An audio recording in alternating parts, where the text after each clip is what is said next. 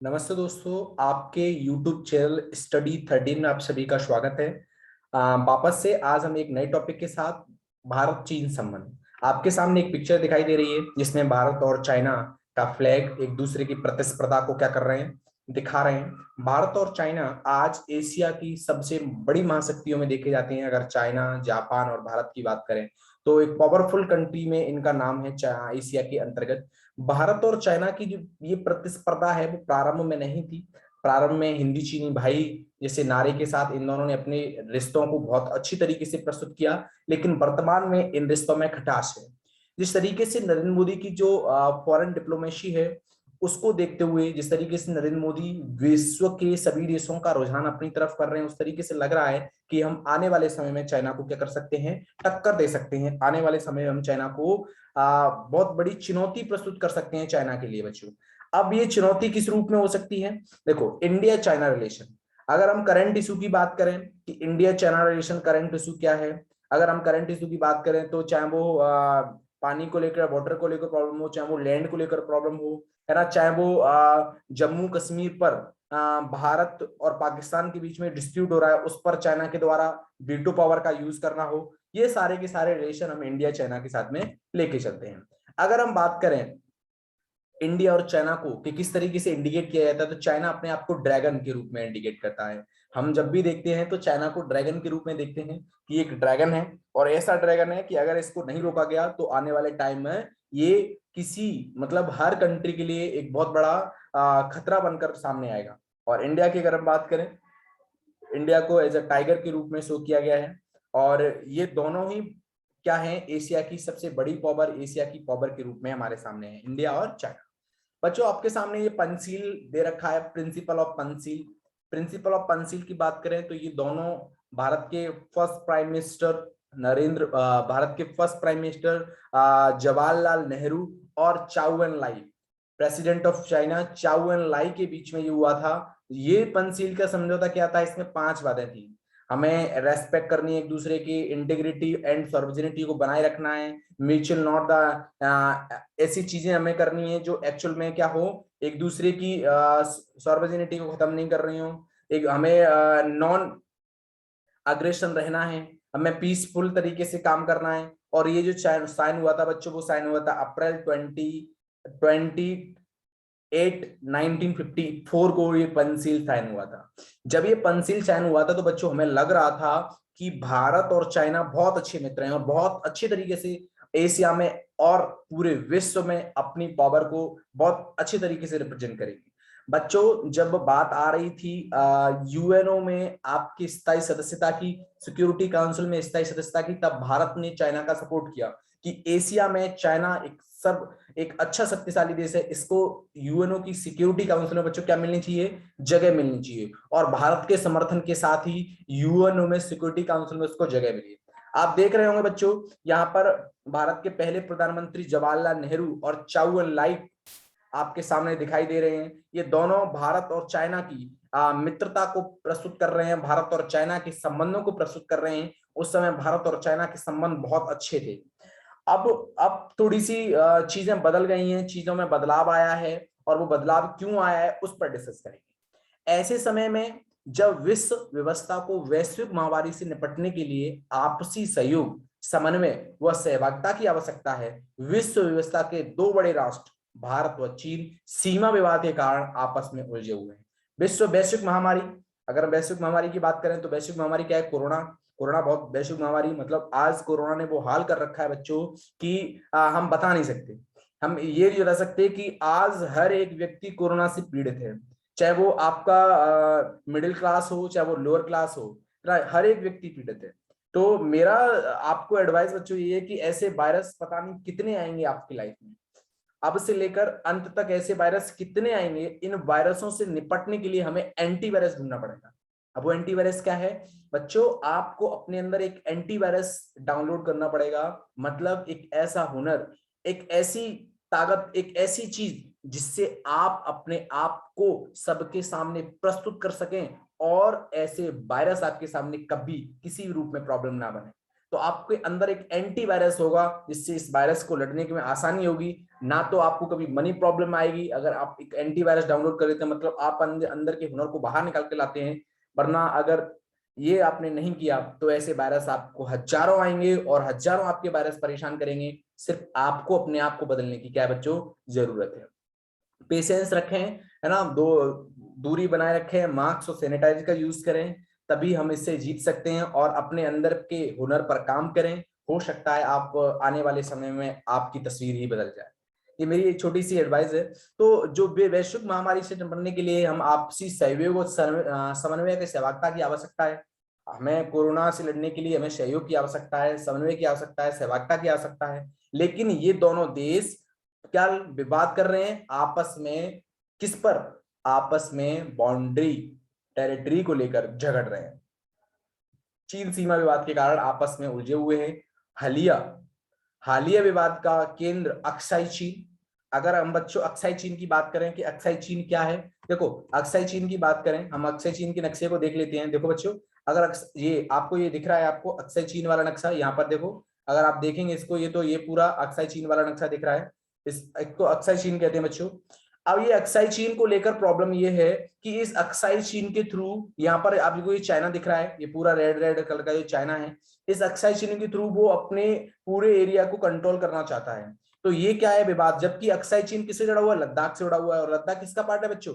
लद्दाख आपका पार्ट है इंडिया का। तो ऐसी कंडीशन में ये देखेंगे आप कि पूरा भारत के अंतर्गत इसको शोध किया जा रहा है ब्लू कलर में, ये रेड कलर में, लेकिन तब भी अक्साई चीन is administrated by the China but the claimed by India, है ना। लेकिन चाइना यहाँ पर कर रहा है, इंडिया क्लेम कर रहा है, ये सारी चीजें यहाँ पर बनी हुई हैं। लेकिन हम अक्साई चीन पे ही नहीं, हम कई ऐसे पहलुओं पर बात करने वाले हैं बच्चों जो किसके साथ जुड़े हुए हैं? चाइना के साथ जुड़े हुए हैं। अक्साई चीन में स्थित गुलवन घाटी, अक्साई चीन में एक गुलवन घाटी है, उसको लेकर बहुत बड़ी प्रॉब्लम हो रही है, जिसको लेकर दोनों देशों की सेनाएं आमने सामने आ गई हैं। जहां भारत का आरोप है कि गालवन घाटी के किनारे चीनी सेना अवैध रूप से टेंट लगाकर सैनिकों की संख्या में वृद्धि कर रही है। यानी कि अगर आपकी सीमा रेखा जो है, मेकमोहन जो है सीमा रेखा जो है, तो उस सीमा रेखा को क्या करें आप? उस सीमा रेखा के तक रहें।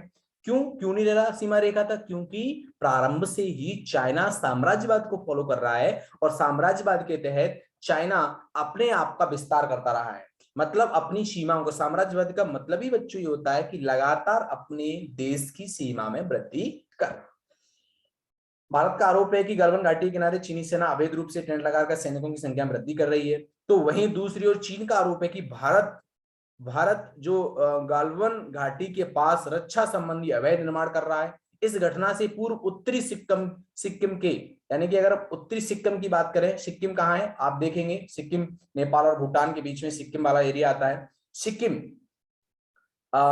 उत्तरी सिक्किम के नाथू ला सेक्टर में भी भारतीय और चीनी सैनिकों की झड़प हुई है। देखो झड़प हुई है। सिक्किम की बात कर लें, अरुणाचल प्रदेश की बात कर लें, और हम गुलवान की बात कर लें, गालवन की बात कर लें, तो ये ऐसे क्षेत्र हैं बच्चों जहां पर आमने सामने खड़े हुए हैं कौन? भारत और चाइना। भारत चाइना को ब्लेम कर रहा है, चाइना भारत को ब्लेम कर रही है, लेकिन चाइना भूल जाए कि वो पुराना भारत नहीं है, ये ईंट का जवाब पत्थर से देने वाला भारत है। इस बात को याद रखना। भारत के एक एक नौजवान में वो शक्ति है कि इस बार ईंट से ईंट मिला देंगे, इस बार छोड़ेंगे नहीं। उपरोक्त घटनाएं भारत चीन के मध्य सीमा विवाद का प्रत्यक्ष उदाहरण है, जो दोनों देशों के बीच रक्षा और सुरक्षा संबंधों की जटिलता का प्रदर्शित करते हैं। दोनों देशों के बीच संबंधों को व्यापक दृष्टिकोण से समझने की आवश्यकता है। यह विदित है कि भारत और चीन दोनों ने लगभग एक साथ साम्राज्यवादी शासन से मुक्ति पाई। साम्राज्यवादी शासन से मुक्ति मतलब ब्रिटेन से मुक्ति पाई। ये दोनों ही देश आज आमने सामने हैं। इन दोनों ही देशों ने एक साथ साम्राज्यवादी शासन से मुक्ति पाई और भारत ने यहाँ सच्चे अर्थों में लोकतंत्र के मूल्यों को खुद में सम्मिलित किया। 1951-52 में जब चुनाव हुए तो भारत ने यहाँ पर लोकतांत्रिक मूल्यों को स्थापित कर लिया। तो वहीं चीन ने जहां लोकतंत्र को अपनाया, भारत चीन संबंधों की ग्राथा में अनेक शाह मोड़ आए। हिंदी चीनी भाई भाई के नारे से लेकर वर्ष 1962 के भारत चीन विभिन्न मोर्चों पर एक दूसरे को मुखालफत करते नजर आते हैं। अगर हम बात करें हिंदी चीनी भाई भाई, तो चाउएन लाई और जवाहरलाल नेहरू के बीच में जो समझौता हुआ उसमें ये बहुत बार बातें हैं, हिंदी चीनी भाई भाई, हिंदी चीनी भाई भाई। लेकिन 1962 में चीन की जो क्रूर एक हरकत थी उससे हम क्या हुए, बहुत ज्यादा परेशान हो गए, बहुत ज्यादा ऐसी शर्मिंदगी महसूस हुई कि ऐसा चीन को नहीं करना चाहिए था। अचानक निहत्थे भारतीयों पर, सोते भारतीयों पर रात को अटैक कर दिया। उसको हम 1962 के युद्ध के रूप में देखते हैं। कुछ भाग हमारा 1962 की युद्ध के बाद भारत का भाग चीन में चला गया। इस दौर के भारत और चीन विभिन्न मोर्चों पर एक दूसरे के मुखालफत करते नजर आते हैं, आमने सामने। इस आलेख में भारत चीन संबंधों की व्यापकता पर चर्चा करते हुए वर्तमान में दोनों देशों के बीच सहयोग के क्षेत्र और विवाद के बिंदुओं का विश्लेषण करने का प्रयास किया गया है। यानी कि इस टॉपिक में हम बात करेंगे कि किस तरीके से इन दोनों के जो संबंध हैं, इन दोनों की जो चीजें हैं, वो किस तरीके से हमारे आमने सामने प्रस्तुत हुई हैं। अब हम बात करें भारत के संबंध, तो हजारों वर्षों तक तिब्बत ने एक ऐसे क्षेत्र के रूप में काम किया जिसने भारत और चीन को भौगोलिक रूप से अलग और शांत रखा। तिब्बत, आप देखेंगे बच्चों, तिब्बत कहाँ है? देखो मैं आपको तिब्बत दिखाता हूँ, तिब्बत कहाँ है। देखो तिब्बत की अगर हम बात करते हैं बच्चों, तिब्बत की हम बात करते हैं तो ये आपको तिब्बत दिख रहा है, ये आपको बच्चों तिब्बत दिख रहा है, ये तिब्बत है आपका। अब आप तिब्बत की बात करें, ये नेपाल है, ये नेपाल है आपका, ये नेपाल, ये भूटान, ये तिब्बत है बच्चों। अब तिब्बत क्या है? तिब्बत चाइना और भारत के बीच में एक ऐसा रीजन है, तिब्बत चाइना और भारत के बीच में एक ऐसा रीजन है जो उस चीज को क्या कर रहा है, बरकरार रखने की कोशिश कर रहा है। 1950 में शांत रखा, परंतु जब 1950 में चीन ने तिब्बत पर आक्रमण कर दिया तो वहां कब्जा कर लिया, तब भारत और चीन आपस में सीमा साझा करने लगे और पड़ोसी देश बन गए। तिब्बत पर कब्जा किया तो तिब्बत के धर्मगुरु दलाई लामा भारत आए, उन्होंने कहा प्लीज हेल्प मी, बचाओ साहब, ये साम्राज्यवादी चीन, ये हमारे मूल्यों को, इससे ह्रास हो रहा है, आप हमारे मूल्यों को बचा सकते हैं। तब भारत ने तिब्बत की मदद की। अब चाइना को गुस्सा आ गया कि आप तिब्बत की मदद क्यों कर रहे हैं, तिब्बत हमारी टेरिटरी में आता है। तो ये प्रॉब्लम उनके तिब्बत को लेकर भी इशू उनके सामने आया। 20वीं सदी के मध्य तक भारत और चीन के बीच संबंध न्यूनतम थे एवं कुछ व्यापारियों, तीर्थयात्रियों और विद्वानों के आवागमन तक ही सीमित थे। यानी कि 20वीं सदी की हम बात करें तो भारत और चीन के मध्य न्यूनतम बहुत कम थे, ये सिर्फ आने जाने तीर्थयात्री और विद्वानों और आवागमन, जो लोग आ रहे हैं जा रहे हैं, उनकी बस यही सामने आता था। वर्ष 1954 में नेहरू और जाऊ एन लाई ने हिंदी चीनी भाई भाई के नारे के साथ पंचशील सिद्धांत पर हस्ताक्षर किए ताकि क्षेत्र में शांति स्थापित करने के लिए कार्य योजना तैयार की जा सके। वर्ष 1959 में तिब्बती लोगों ने आध्यात्मिक और लौकिक प्रमुख दलाई लामा तथा उनके साथ अन्य कई तिब्बत शरणार्थी हिमाचल प्रदेश के धर्मशाला में बस गए। इसके पश्चात चीन ने भारत पर तिब्बत और पूरे हिमालयी क्षेत्र में विस्तारवाद और साम्राज्यवाद पर प्रसार का आरोप लगा दिया। देखो चाउ एन लाई और नेहरू के बीच में जो समझौता हुआ था पंचशील का, उसका एकमात्र निष्कर्ष ये था कि किसी भी तरह इन दोनों क्षेत्रों में शांति बनाई जा सके।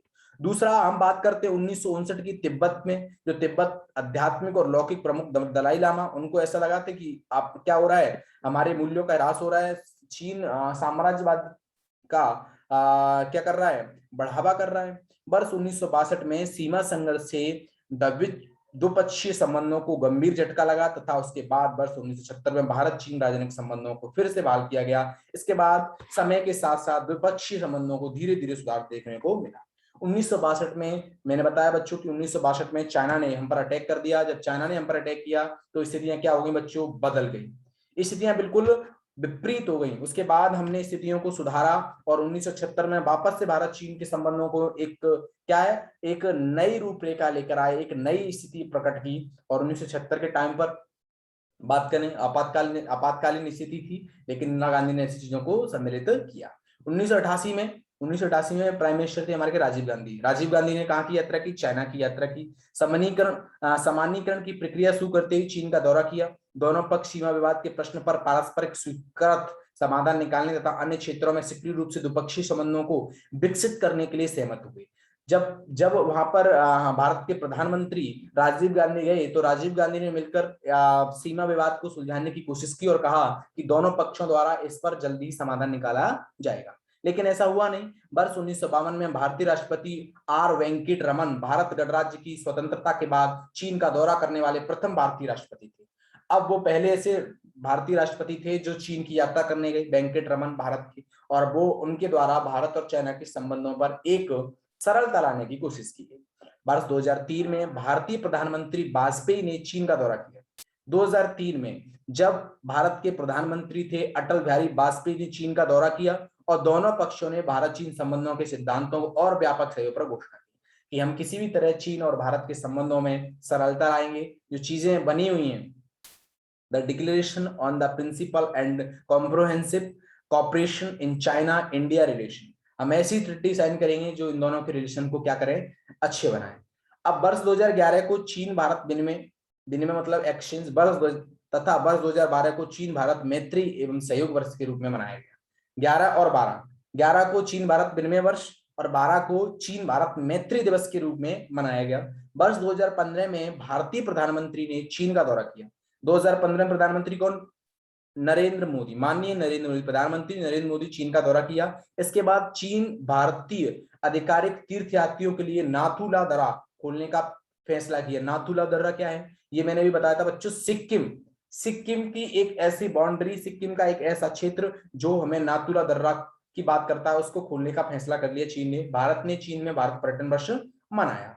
वर्ष 2018 में चीन के राष्ट्रपति तथा भारतीय प्रधानमंत्री के बीच वुहान में भारत चीन अनौपचारिक शिखर सम्मेलन का आयोजन किया गया। 2018 में भारत प्रधानमंत्री नरेंद्र मोदी बीच वुहान में भारत, वुहान एक शहर है चाइना में, भारत चीन औपचारिक शिखर सम्मेलन का आयोजन किया गया। उनके बीच गहन विचार विमर्श हुआ और वैश्विक और द्विपक्षीय रणनीतिक मुद्दों के साथ साथ घरेलू एवं विदेशी नीतियों के लिए उनके संबंधित दृष्टिकोणों पर व्यापक सहमति बनी। उन्होंने ऐसे संबंधों पर सहमति बनाई बच्चों जो आपस में सहयोगात्मक हो, जो आपस में मिले जुले हों और आने वाले कूटपूर्ण संबंधों के कर से खत्म कर सकें।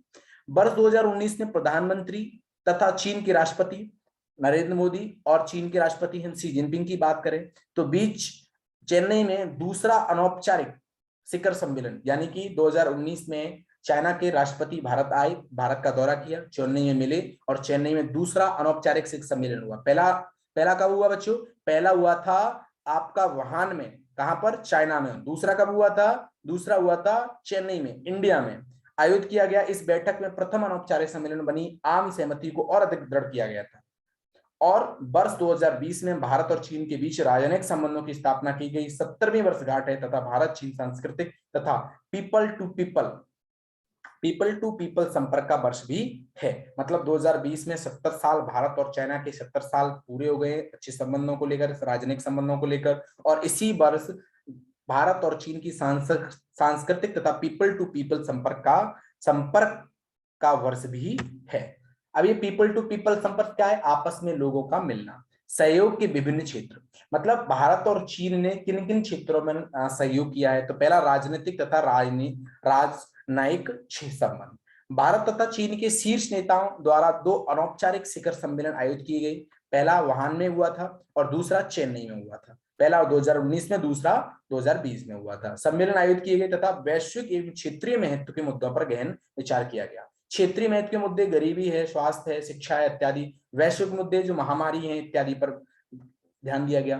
दोनों देशों के बीच उच्च स्तरीय यात्राओं का लगातार आदान प्रदान, अंतर सदस्यीय मैत्री, समूह स्थापना, सीमा प्रश्न पर विशेष प्रतिनिधियों की बैठक आदि का आयोजन समय समय पर किया जाता रहा है। भले ही देखो उच्च स्तरीय बैठक हो, यात्रा हो, लगातार आदान प्रदान हो, संसदीय मैत्री हो, समूह स्थापना हो, सीमा पर प्रश्न हो, प्रतिनिधियों की बैठक हो, लगातार भले ही हम ये चीजें कर रहे हैं, लेकिन चाइना की तरफ से ऐसी कोई कोशिश नहीं की गई है जिसने ये सारी चीजें सुधारात्मक हो। चाइना लगातार हाथी के दांत खाने के और दिखाने के और हो गए हैं और यही चीज यहाँ पर बताई गई है। अगर हम बात करें संबंधों की, आर्थिक संबंधों की बात करें बच्चों, तो 21वीं सदी के प्रारंभ में अब तक भारत और चीन के बीच होने वाला व्यापार $3 बिलियन से बढ़कर लगभग $100 बिलियन, 32 गुना हो गया है। आप भारतीय नहीं, विश्व के किसी भी देश में जाएंगे तो चाइना का व्यापार हर विश्व के हर देश के साथ बढ़ा हुआ है। विश्व का हर देश चाइना के व्यापार को फेस कर रहा है। 2019 में भारत तथा चीन के बीच होने वाला व्यापार की मात्रा 92.68 बिलियन डॉलर थी, यानी कि लगातार 32 गुना बढ़ गया है।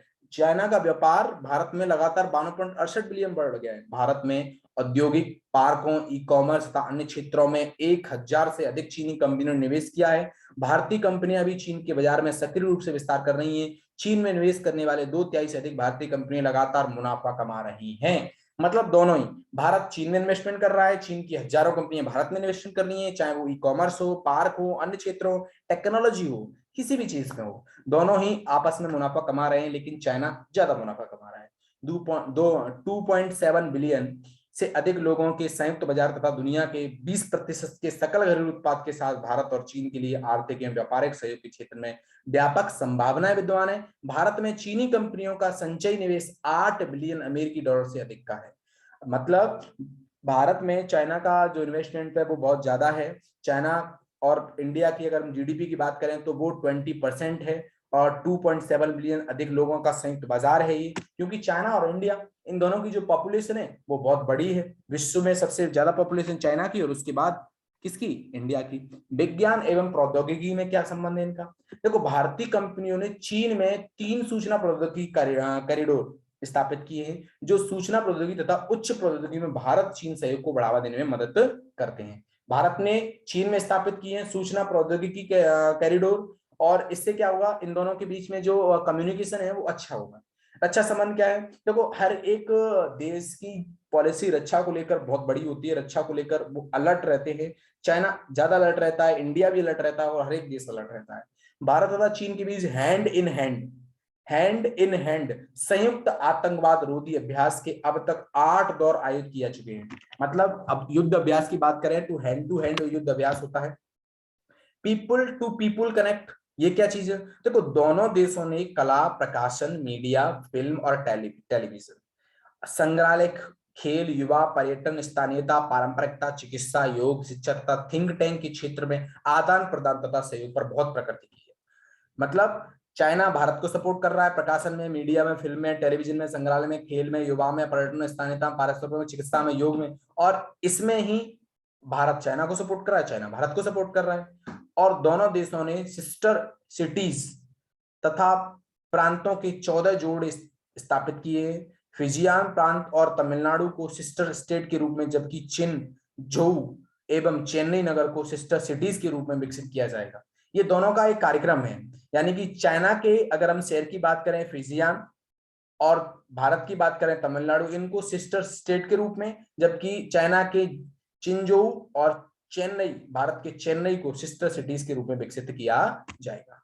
अगर हम बच्चों विवाद की बात करें कि विवाद के कौन कौन से बिंदु है भारत में, तो सबसे पहला बिंदु है सीमा विवाद। जैसे पेंगोंग पेंगोंग की बात करें, त्योशो मोरिरी मोरिरी झील का विवाद, पेंगोंग त्योशो मोरिरी झील का विवाद 2019, डोकलाम विवाद गतिरोध 2017, और अरुणाचल प्रदेश में असफिला क्षेत्र पर विवाद।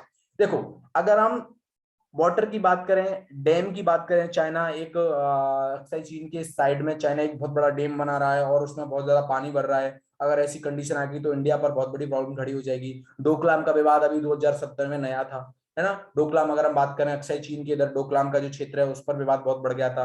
अरुणाचल प्रदेश को चाइना बहुत पहले ही अपने नक्शे में प्रदर्शित कर चुका है ना। ये जो विवाद हैं ये आपके सीमा विवाद है।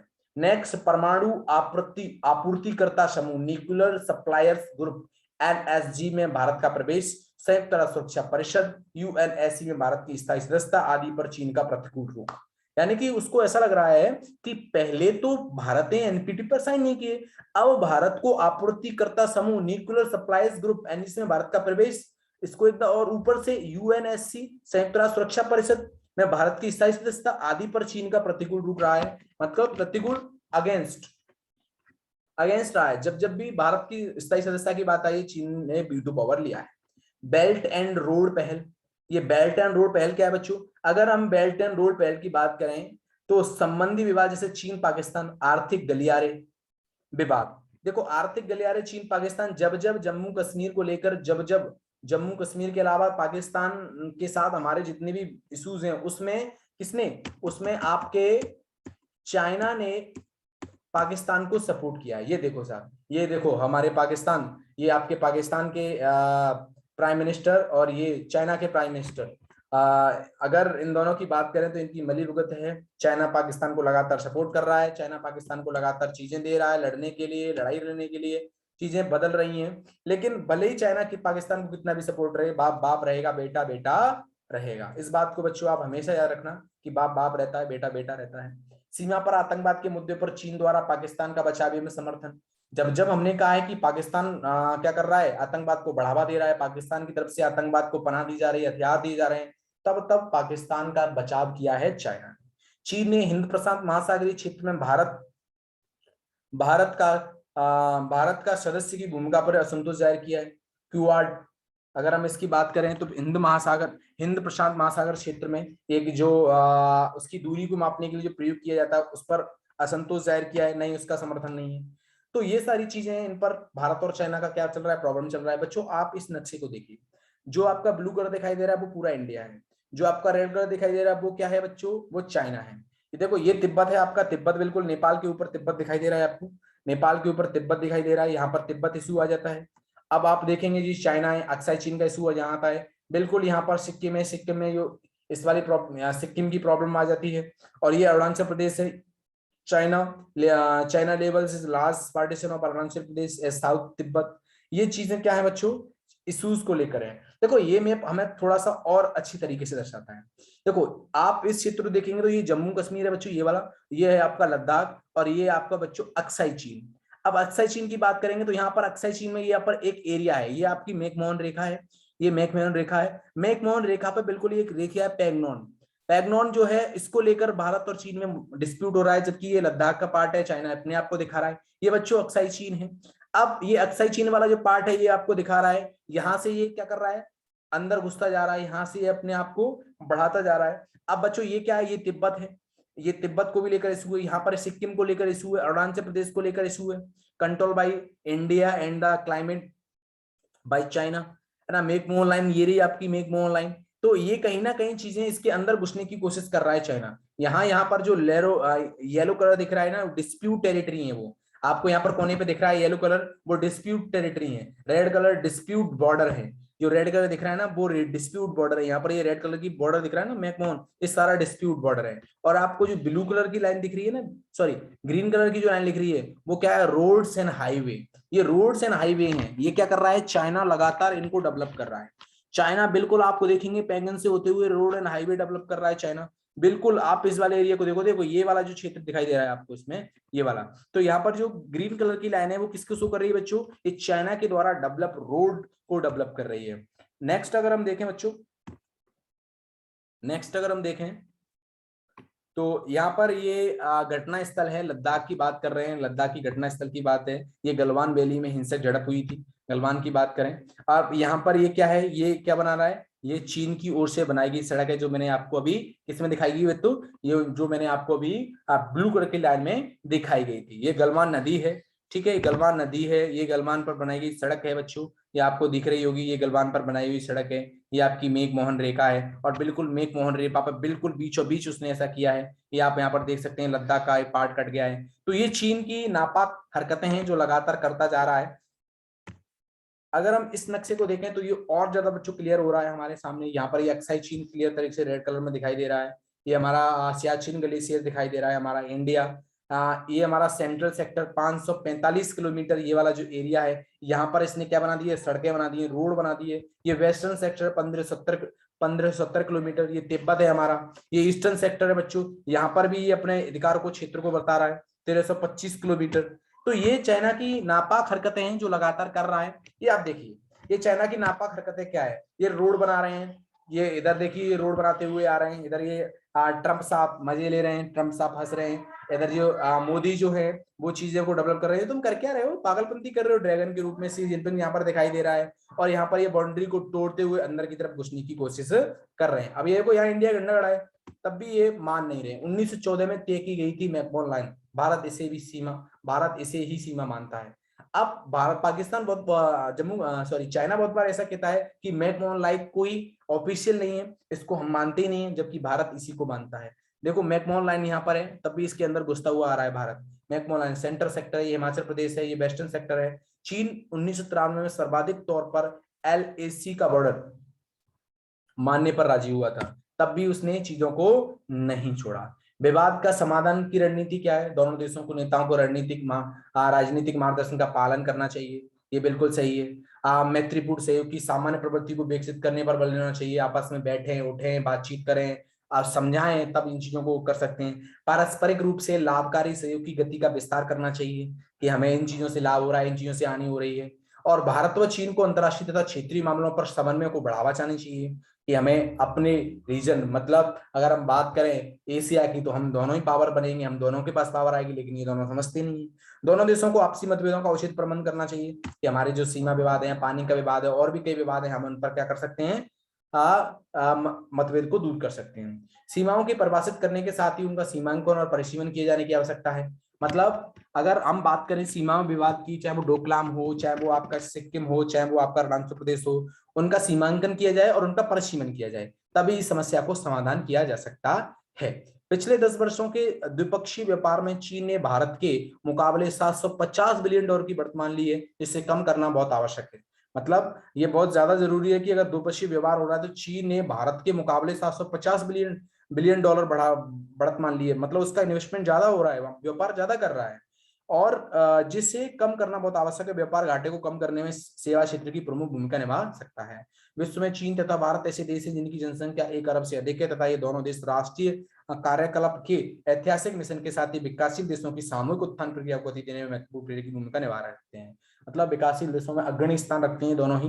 भारत और चीन के बीच की समस्याओं को अल्पावधि में हल किया जाना कठिन है, लेकिन मौजूदा राजनीतिक रणनीतिक अंतर को न्यूनतम करने, मतभेदों को कम करने और यथास्थिति बनाए रखने जैसे उपायों को समय के साथ आपसी संबंधों की ओर बेहतर बनाया जा सकता है। मतलब हम जब तक एक दूसरे के साथ बैठेंगे नहीं, जब तक एक दूसरे की समस्या को समझेंगे नहीं, तब तक नहीं किया सकता। देखो चाइना ससुरा ये समझता है, भैंस की टांग ये समझता है ये कि कहीं ना कहीं हम पाकिस्तान के जरिए इंडिया को डिफीट कर सकते हैं, लेकिन इसको ये नहीं पता है कि इंडिया बदल गया है, इंडिया आपसे ज्यादा सोचने लगा है, इंडिया अब ऐसी चीजें करने लगा है जो आप सोच भी नहीं सकते, है ना। तो वो पुराना इंडिया नहीं रहा। जिनपिंग साहब महोदय, आप चिंता ज्यादा ना करें, इमरान खान साहब आप चिंता ज्यादा ना करें, सोचने वाली बात नहीं है ना। भारत बदल गया है, भारत वो है, भारत घर में घुसेगा भी और मारेगा भी। ये देखो, भारत के प्राइम मिनिस्टर नरेंद्र मोदी और शी जिनपिंग दोनों हाथ मिला रहे हैं। जिनपिंग की ऐसी चूंटी दिखाई दे रही है ना। वो चीज, वो तालमेल नहीं है, क्योंकि अभी 1962 का बदला बाकी है। Thank you for watching. अगर आपको ये वीडियो अच्छा लगे तो ज्यादा से ज्यादा शेयर करो, ज्यादा से ज्यादा लाइक करो, और चैनल को सब्सक्राइब जरूर करो। अगर आपका सपोर्ट मिलेगा, आपका प्यार मिलेगा, तो ये प्लेटफॉर्म, ये चीजें आप तक पहुंचेंगी। तो आज के लिए बहुत बहुत धन्यवाद। आशा करता हूं आपको वीडियो पसंद आया होगा। जय हिंद, जय भारत।